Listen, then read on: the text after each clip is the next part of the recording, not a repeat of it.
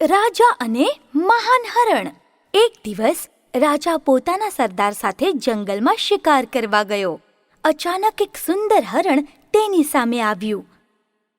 લાંબા શિંગડાવાળું સોનેરી રંગનું એ સુંદર હરણ જોઈને રાજા ચકિત થઈ ગયો અને પછી તેણે સરદારને કહ્યું, આ સુંદર પ્રાણીનો શિકાર હું પોતે જ કરીશ. તેને વળીને હરણ પર બાણ છોડ્યું, પણ તેનો નિશાનો ચૂક્યો અને હરણ ચેતી ગયું અને જંગલમાં ભાગી ગયું.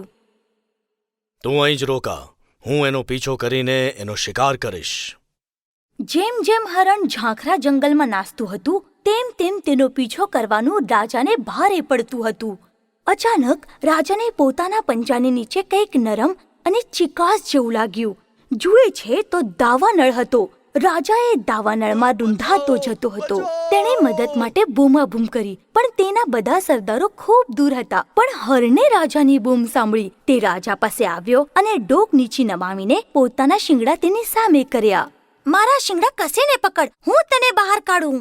રાજાએ શિંગડા પકડ્યા અને ઝડપથી હરણે તેને બહાર કાઢ્યો. હરણ તેને નજીકના તળાવ પર સ્વચ્છ થવા લઈ ગયું અને પછી તેને તેના સરદારો સુધી પહોંચાડ્યો. તે પછી રાજાએ ક્યારેય શિકાર કર્યો નહીં.